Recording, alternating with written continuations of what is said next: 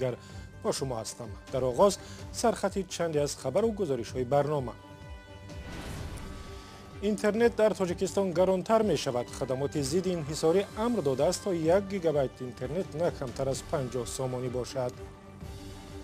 علاقه های بین المللی وارداتی با استفاده از NGN و دیگر خدمات رسانی های تلفنی که در حال حاضر 18 درم برابر می باشد و 94 درم رسانیده می شود.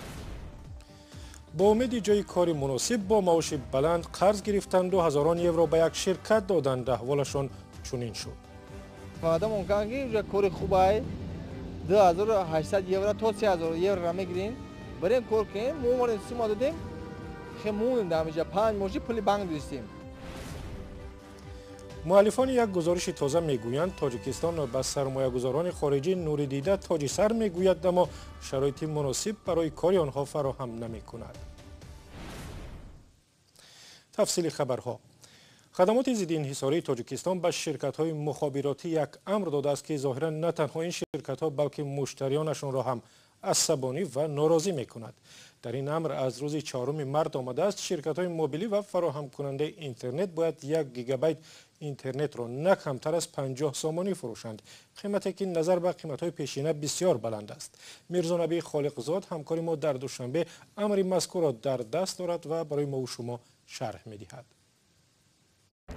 نقلنامه خدمات رسانی های گفتگوهای تلفنی و هم اینترنت در تاجیکستان شروع از 27 مارس سال روان طور خدمات ضد انحصاری تاجیکستان در یک سند مخصوص به نشر رسانده است از نو بالا برده می شود و طور در این فرمایش خدمات ضد انحصاری تاجیکستان که این سند به تازگی به دست دفتر رادیو آزادی هم نیز رسید گفته می شود که برای زنگ های خدمات رسانی علاقه بین المللی و خدمات رسانی علاقه های بین المللی وارداتی با استفاده از NGN و دیگر خدمات رسانی های تلفنی که در حال حاضر 18 درم برابر می باشد و 94 درم رسانیده می شود که یعنی می شود گفت که تقریبا به 1 سامانی برابر کرده می شود و طور در این تعرفه هایی که خدمات ضد انحصاری تاجیکستان تعیین کرده است همچنین خدمات رسانی ها و گفتگوهای تلفنی که در حال حاضر 10 درم می باشد و 74 درم برابر کرده می شود یعنی در همه نمودهای خدمات رسانی های گفتگوهای تلفنی و اینترنتی تا 3 مراتب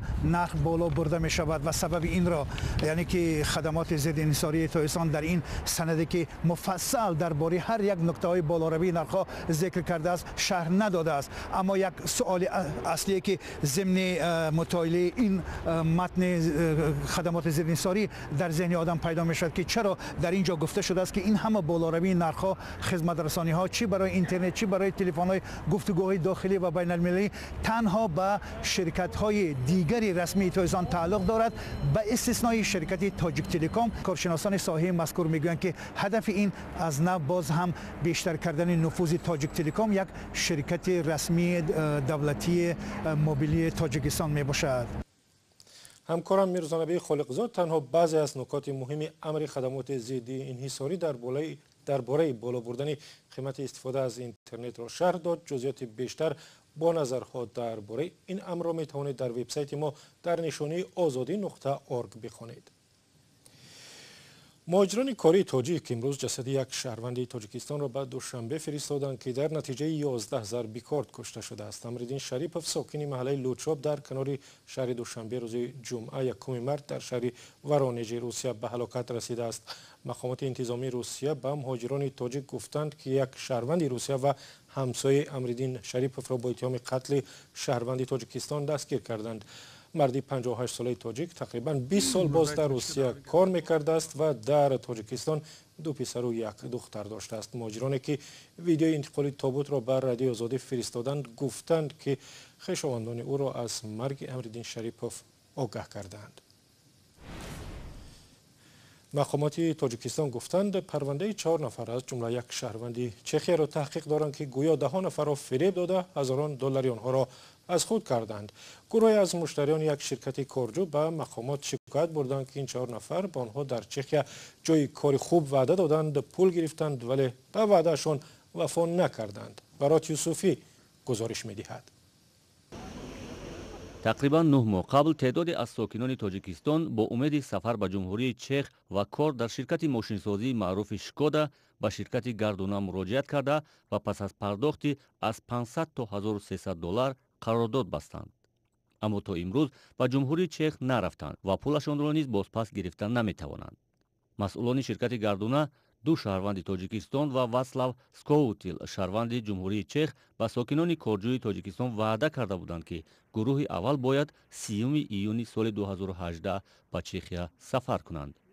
30 ایون گفتن که بلیط دادن، برونا را نشان دادن، بلیط های برون مستعش نبودن. اون را نشان دادن که تقریبا 30 نفر باید میرفتن. بعد گفتن که رفتن ادمینید میشد، ما لیسنس نداریم، حال لیسنس میگیریم که یک ماه دو ماه دیگه با بهانه لیسنس مردم فریب کردن. وعده کار در چخیا با معاش کلان روز در میان ساکنان کارجوی تاجیکستان را به سوی شرکت گردونه جلب میکرد. تعداد مشتریان شرکت هر روز میافزود و مشتریان آماده بودند که حتی با پول قرض بانکی راحت این شرکت را به دست دارند. یکی اوجا وعده مونکن که اوجا کار خوبه 2800 یورو تا 3000 یورو را میگیرین بریم کار کنیم. ما مورد سیما دادیم خمون دامجا 5 ماهی پول بانک داشتیم. شرکت گردونه با وعده برای 2 سال کار در جمهوری چک از ساکنان تاجیکستان مبلغ ستانیده است. در نهایت آژانسی ضد فساد در برابر واسلاو سکووتیل شهروند جمهوری چک و 3 مسئول شرکت گردونه برای تامین جای کار در چخیا که به گفته آژانسی ضد فساد در شهر دوشنبه از 37 نفر ساکن تاجیکستان 32000 دلار و 101000 سومانی مبلغ گرفتند پرونده جنایی باز کرد. عریضه نویسیم، کروپسیا را نویسیم، پروکراتور را نویسیم. یگان چون دو مسئول شرکت گردونه شهروندان تاجیکستان بازداشت شده ولی واسلاو سکووتیل چخ فرار کرده است. افراد فریب خورده میگویند در اصل شماره شهروندانی که به دام فریب مسئولان شرکت گردونه افتیدند 230 نفرند. این در حالی است که به قول دلیر عبدالرحمانوف ترجمان دادگاهی مقیم چخیا که از جریان کارگزاری و دعوت برای تحصیل و کار در این کشور آگاه است میگوید پیدا کردن جای کار قانونی در چخیا جریان ساده و آسان نیست. مهاجران مهنتی تاجیک که میخواهند در جمهوری چک کار کنند باید تمام حجت‌های برای گرفتن ویزا از جانب چخیا گیرد، یعنی شرطنامه مهنتی، اجازتنامه زیست و این حجت‌ها را به یگان پرداخت پیشکی باید گیرد. در تاجیکستان فقط پرداخت همون دکومنت تاجیکی را میکند و در تاشکند پرداخت کنسولی میکند. مسئولان شرکت گردونه در حال با وعده تامین کار در چخیا از شهروندان مبلغ گرفتند که تاجیکستان با این کشور شرطنامه برای مهاجرت کاری ندارد. تاجیکستان فعلا با روسیه، قزاقستان، بلاروس و قطر شرطنامه درباره تامین جای کار شهروندان را به تصویب رسانده است. برای یوسفی، آزادی، دوشنبه. و بیننده ارجمند، امروز در کانال آزادی ویدیو صحبت داشتیم با مؤلف سلسله گفتاری ریگی آمو عباسی جوادی و ایشان به سوالهای شما درباره بخش دوم درباره تاریخ ماوراءالنهر جواب دادند و همین گونه محتوای کوتاه گفتاری سوم را هم در این برنامه شرح دادیم و شما را به تماشای آن دعوت میکنیم.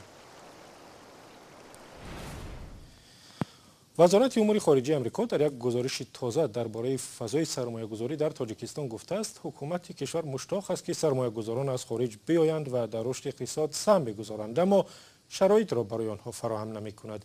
در گزارش فضای سرمایه‌گذاری در سال 2018 آمده است محیط اقتصادی در تاجیکستان برای سرمایه‌گذاران ریسک زیاد دارد. همکاران ما از تلویزیون نسته شوریم یک گزارشی را در این باره آماده کردند که همراه می‌بینیم.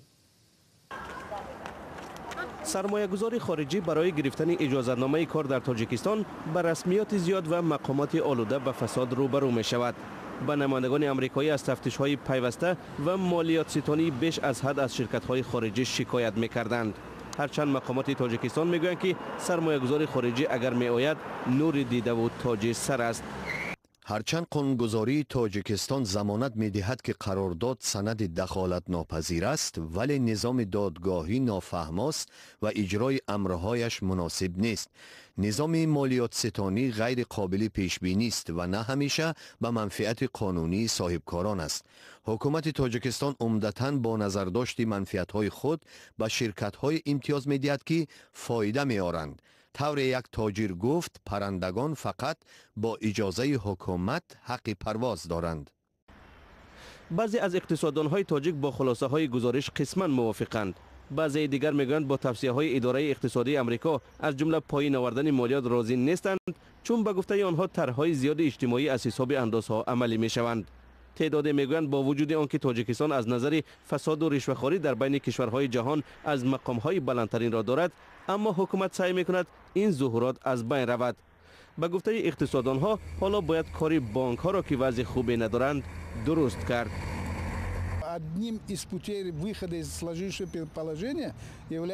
یکی از راه‌های برون رفتن از وضع فعلی رشد بازار مالی است.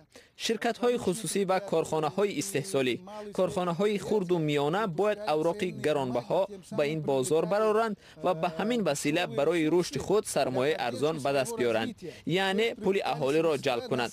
حالا در تاجیکستان به گفته بانک ملی در دست اهالی 15 میلیارد سامانی یا تقریباً 1.5 میلیارد دلار است.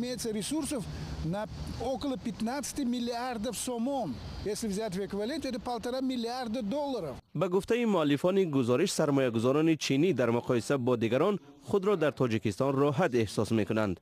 آنها در 10 سال در کشور بیش از 2 میلیارد دلار سرمایه گذاشتند. چون این سخاوتمندی سرمایه‌گذاران چینی به گفته اقتصاددانها به شرافت ضمانت‌های دولت است. چین حالا سرمایه‌گذار اصلی اقتصادی تاجیکستان است و اساساً این سرمایه‌ها از طریق بنیادهای دولتی چین می‌آیند. در این حال بانک‌ها به سرمایه‌گذاران خود کفالت‌های معین می‌دهند. اقتصاددانها به این نظرند که اوضاع در تاجیکستان بهتر می شود، اما سرمایه‌گذاران بزرگ خارجی بغیر از چینی ها میل زیاد برای آمدن به تاجیکستان ندارند. رهبران یکی از کارخانه‌های ظرفشویی در شمال تاجیکستان میگویند مزد کارمندانشان را از این بعد سری وقت میپردازند. نمایندگان کارخانه اپریلوفکا که ماه گذشته کارمندانش از تأخیر در پرداخت مزد کار شکایت داشتند، اعتراف کردند که چنین مشکلات پیش می آید.